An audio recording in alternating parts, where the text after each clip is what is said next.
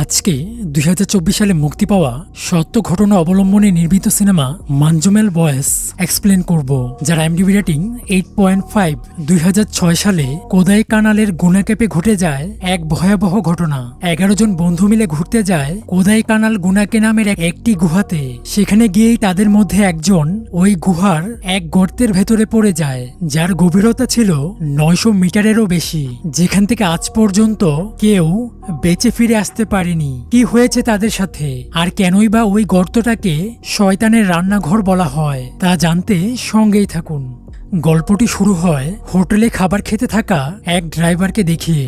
খাবার শেষে news paper দিয়ে হাত মোছার সময় হঠাৎই তার চোখ পড়ে নিউজ পেপারের একটি ছবির ওপর, যা দেখে সে একদমই চমকে যায়। তখন সে হোটেলের মালিককে খবরটি পড়ে শোনাতে বলে, আর এই খবরটি পড়েই তারা সবাই খুবই অবাক হয়ে যায়। সাথে সাথেই ওই ট্রিপ ক্যান্সেল করে তারা সবাই গাড়ি ঘুরিয়ে রওনা দেয় কেরালায়, তাদের গ্রামের উদ্দেশ্যে। সকালে গ্রামে পৌঁছেই একজনকে পাঠিয়ে দেওয়া হয় ওই গ্রামের চার্জে, আর বাকিরা চলে যায় সমস্ত বাড়িতে খবর দিতে। কিন্তু কেন? খবরের কাগজে কি এমন ছিল যা দেখে তারা সবাই বিস্মিত? সেটা জানতেই আমাদেরকে ফিরে যেতে হবে কিছুদিন আগের কেরালার মঞ্জুমেল নামের একটি গ্রামে। সেখানেই দেখানো হয় একটি বিয়ে বাড়ি। সবাই সেখানে খুবই মজা করছে, আর এখানেই রয়েছে মঞ্জুমেল ভয়েস নামের একটি ভয়েস গ্রুপের সমস্ত ছেলেরা, যারা মদ্যপান করে বিয়েতে নাচানাচি করছে। ঠিক তখনই সেখানে এসে পৌঁছায় প্রসাদ নামের এক ছেলে।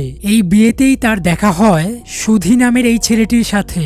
আসলে তারা ক্লাসমেট ছিল। আজ অনেকদিন পর তাদের দেখা হয়েছে।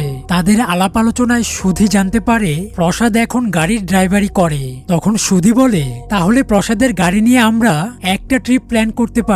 তখন প্রসাদও এক কথায় রাজি হয়ে যায় এবং তাকে তার কার্ড দিয়ে দেয়, এবং তাকে তার কার্ড দিয়ে বলে যে কোনো জায়গায় ঘুরতে গেলে বা কোনো প্ল্যান করলেই তাকে যেন জানানো হয়। এরপর একদিন তারা ঠিক করে তারাও কোথাও ঘুরতে যাবে, আর এইবার অনেক ছবিও তুলবে। প্রথমে তারা ঠিক করে সবাই মিলে গোয়া যাবে। যেহেতু গোয়া অনেক দূর হয়ে যায়, তাই সবাই রাজি হয় না। তাই অবশেষে তারা ঠিক করে কোদাই কানাল নামক জায়গায় যাবে। তখন সুধি তার ওই ড্রাইভার বন্ধু প্রসাদকে ফোন দেয়, আর ফাইনালি তারা 9 জন মিলে ঘুরতে যাওয়ার দিন ঠিক করে ফেলে। এর পরের দিন তারা সবাই মিলে রওনা দেয় কোদাই কানালের উদ্দেশ্যে। তখন রাস্তায় তারা অনেক আনন্দ করে। এরপর তারা সবাই এসে পৌঁছায় সেই গুহার কাছে। সেখানে পৌঁছেই তারা একটি দোকানে কিছু খাবার খায়। এরপর একজন ফটোগ্রাফার তাদের ছবি তুলে দেয়। এরপর সুধি তাদের সবাইকে গুহার ভেতরে নিয়ে যেতে চায়, কিন্তু তারা দেখতে পায় রাস্তা গ্রিল দিয়ে বন্ধ করা, এবং সেখানে সাইনবোর্ডে লেখা রয়েছে সতর্ক বার্তা, নিচে যাওয়া নিষেধ। তখন সবাই হতাশ হয়ে ফিরে আসতে চায়, তবে তখনই তারা দেখতে পায় 3 জন ছেলে ওই গুহা থেকে বেরোচ্ছে। এটা দেখে তারাও ঠিক করে তারা সেই গুহাতে যাবেই। তারপর তারা সবাই ওই গেট টপকে গেটের উপর দিয়ে চলে যায় ভেতরে। এই গুহার সৌন্দর্য দেখে তারা সবাই অবাক হয়। তখন তারা দেখতে পায় অনেকেই পাথরের গায়ে তাদের নাম লিখে গেছে। তখন কৃষ্ণা সেখানে একটা রঙের কৌটা পায়। তখন তারা ঠিক করে তারাও এই পাথরে মঞ্জুমেল ভয়েস লেখাটা লিখবে। এদিকে সুভাষ ও তার বন্ধুরা নিচে ছবি উঠাচ্ছিল। তখন সুভাষ লেখাটা দেখে বলে, দারুণ হয়েছে, তবে আজকের তারিখটা লিখতে হবে। এই বলে সুভাষ এগোনোর সময় হঠাৎই সে একটি গর্তে পড়ে যায়। প্রথমে তো কেউ কিছু বুঝতেই পারে না কি হলো। সবাই নিচের গর্তের সামনে এসে সুভাষকে ডাকতে থাকে। ঠিক তখনই হঠাৎ করে শত শত চামবাদুর সেই গর্ত থেকে তীরের বেগে বেরিয়ে আসতে থাকে। এসব দেখে তারা সবাই খুবই ঘাবড়ে যায়। তারপর সাথে সাথে 4 বন্ধু দৌড়ে চলে যায় বাইরে। বাইরে এসেই সেই ফটোগ্রাফারকে দেখে তার হাতে পায়ে ধরে বলতে থাকে তাদেরকে সাহায্য করতে। তার বন্ধু গর্তে পড়ে গেছে। তখন ফটোগ্রাফার একদমই চমকে যায় আর বলতে থাকে এখন আর কিছু করার নেই, এখন আর কেউ তাদের সাহায্য করতে পারবে না, আর তার বন্ধু বেঁচে ফিরে আসতে পারবে না। এই কথা শুনে তারা আবার চলে যায় যেখান থেকে খাবার খেয়েছিল। সেই দোকানদারকে বলতে থাকে তাদের বন্ধু সেই গুহার ভেতরের গর্তে পড়ে গেছে। তখন দোকানদারও এটা শুনে চমকে যায়। সেও বলতে থাকে এখন কোনো সাহায্য টাহায্য করা যাবে না, সাহায্য করেও কোনো লাভ নেই। যত তাড়াতাড়ি সম্ভব তোমরা এখান থেকে চলে যাও, এখানে থাকলে ঝামেলায় পড়বে। তবে ছেলেগুলো তাদের বন্ধুকে ছেড়ে কিভাবে যাবে? তখন এই দোকানদারের মেয়ে তাদেরকে বলে আপনারা সোজা পুলিশ স্টেশনে চলে যান। তখন তারা দেরি না করে সোজা পুলিশ স্টেশনে চলে যায় এবং ছেলেগুলো পুলিশের হাতে পায়ে ধরতে থাকে তাদের সাহায্য করার জন্য। তবে পুলিশ বলে আমার পায়ে পড়ে কোনো লাভ নেই, তোমাদের বন্ধু জীবিত ফিরতে পারবে না। এই গুহার আসল নাম হলো ডেভিলস চিকেন, অর্থাৎ শয়তানের রান্নাঘর। এই নাম রেখেছিল ইংরেজরা। এখনো পর্যন্ত 13 জন এই গর্তে পড়েছে, তাদের মধ্যে একজনও বেঁচে ফিরে আসতে পারেনি। এরপর অনেকটা সময় পেরিয়ে যাওয়ার পর থানার ওই বড়বাবু একজন ইন্সপেক্টরকে ডেকে বলে ছেলেগুলোর সাথে ওই গুহায় গিয়ে দেখতে কি হয়েছে, কারণ মানুষ এবং মিডিয়া যদি জানতে পারে পুলিশ কিছুই করেনি তাহলে অনেক ঝামেলা হয়ে যাবে। আর বলে যাওয়ার সময় দড়ি এবং টর্চ কিনে নিয়ে যেতে। তখন ছেলেগুলো ওই পুলিশ অফিসারকে নিয়ে রওনা দেয়, কিন্তু পুলিশের সুভাষকে বাঁচানোর কোনো আগ্রহই নেই।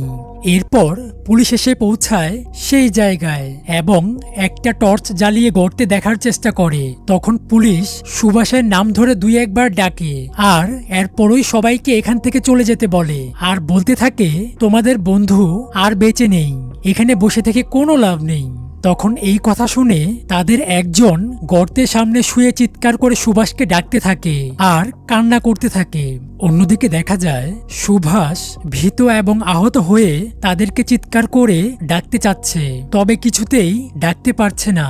সে তো প্রায় মৃত অবস্থায় আটকে আছে ওই গর্তের এক পাথরে, তাই তার হাত পা নাড়ানোর মতো বিন্দুমাত্র শক্তি নেই। সে তার সমস্ত শক্তি একসাথে করে সেখান থেকেই জোরে জোরে আর্তনাদ করতে থাকে। আর ঠিক তখনই তার সেই আর্তনাদ শুনতে পায় তার বন্ধুরা। তখন তাদের মধ্যে এক আশার আলো জেগে ওঠে, তাদের বন্ধু মারা যায়নি, এখনো জীবিত আছে। তখন সাথে সাথে সেখানে থাকা বাকি সবাই খুবই অবাক হয়ে যায়। তারা বিশ্বাসই করতে পারছে না এই শয়তানের গর্তে পড়েও কেউ জীবিত অবস্থায় কিভাবে থাকতে পারে। এরপর রেস্কিউ টিমকে খবর দেওয়া হয়, কিন্তু কোনো কর্মী এই গর্তে নামতে রাজি হয় না। সবাই নিজের জীবন এবং পরিবারের কথা ভেবে গর্তে নামতে চায় না। তখন সুভাষের বন্ধু কুট্টান বলে স্যার আপনারা অনেকক্ষণ থেকে চেষ্টা করছেন কিন্তু কেউ নিচে নামতে চাচ্ছেন না, তাই আমি আমার বন্ধুকে বাঁচাতে নিচে গর্তে নামবো। তখন সেই পুলিশ অফিসার তাকে ভয় দেখায়, কারণ নিচে গেলে সে আর উপরে উঠতে পারবে না, সেও মারা যেতে পারে। তখনই ওই দোকানদার বলে স্যার আপনি কেন তাকে ভয় দেখাচ্ছেন? কেউ নামতে চাইছে না এই গর্তে, সুভাষকে বাঁচানো আপনাদের ডিউটি, তবে আপনারা কেউ সেটা করছেন না। আর এখন যখন সে নামতে চাইছে তাকেও নামতে দিচ্ছেন না। তখন পুলিশ দোকানদারের এই কথা শুনে এবং গ্রামবাসীর উপস্থিতি দেখে রেস্কিউ অফিসারকে বলে কুট্টানকে নিচে পাঠাতে। তখন কুট্টানের গায়ে দড়ি বেঁধে তাকে নামানো হয়। তখন ওই গর্তে প্রবেশ করতেই কুট্টান দেখতে পায় ওই গর্ত কোনো সাধারণ গর্ত নয়, এর রাস্তা খুবই সরু আর রাস্তায় রয়েছে প্রচুর বড় বড় পাথরের বাধা। পাথর দিয়ে তৈরি এই গর্তে খুবই কম জায়গায় রয়েছে মানুষ যাবার জন্য। আর সুভাষ কতটা ভয়ানক ভাবে এই গর্তে পড়েছে সেটাও সে বুঝতে পারছে। অনেক কষ্ট করে নিচে নামতে নামতে হঠাৎই কুট্টানের চোখে পড়ে সুভাষ। সুভাষ গুরুতরভাবে জখম অবস্থায় পড়ে রয়েছে একটি পাথরের উপর। সুভাষকে দেখে কোনোভাবে আরো নিচে নেমে তার কাছে চলে আসে এবং চিৎকার করে ওপরে সবাইকে জানায় সুভাষ দড়ি ধরে আসতে পারবে না, তাই সে কোনোভাবে সুভাষকে নিজের সাথে বেঁধে নেয় আর তারা আস্তে আস্তে তাদের দুজনকে টেনে ওপরের দিকে তুলতে থাকে। তবে এই গর্তটা তো আর সোজা নয়, অনেক আঁকাবাঁকা, তাই তাদেরকে ওপরের দিকে তোলাটাও ছিল আরো কঠিন কাজ। যাই হোক, অনেক কষ্টে কুট্টান এবং সুভাষকে ওপরে তুলে আনে সবাই। তখন সুভাষের এমন অবস্থা দেখে তারা সবাই অনেক কষ্ট পায়, তবে সেই কষ্টের চেয়েও বেশি খুশি হচ্ছে এটা ভেবে যে অন্তত তাদের বন্ধু বেঁচে আছে, তাকে এই শয়তানের গর্ত থেকে তারা বের করে আনতে পেরেছে। এরপরই সুভাষকে নিয়ে দৌড়ে তারা বেরিয়ে যায় এই গুহা থেকে এবং হসপিটালের উদ্দেশ্যে রওনা হয়। তারপর এভাবে একে একে সবাই তাদের স্বাভাবিক জীবনে ফিরে গেছে, কিন্তু সুভাষ সে স্বাভাবিক জীবনে ফিরতে পারছে না। সে হাসপাতাল থেকে কিছুটা সুস্থ হয়ে বাড়িতে ফিরলেও সে কিন্তু সুস্থ নয়। চোখ বন্ধ করলেই সেই ভয়ানক গর্তের দৃশ্য তার চোখের সামনে ভেসে ওঠে।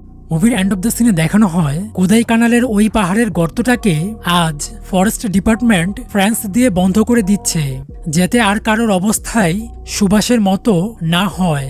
আর এই সিনের মধ্য দিয়েই এই মুভিটি সমাপ্ত হয়। আজ বিদায় নিচ্ছি, দেখা হবে নতুন কোনো ভিডিওতে। ততক্ষণ চ্যানেলটি সাবস্ক্রাইব করে পাশেই থাকুন। ধন্যবাদ।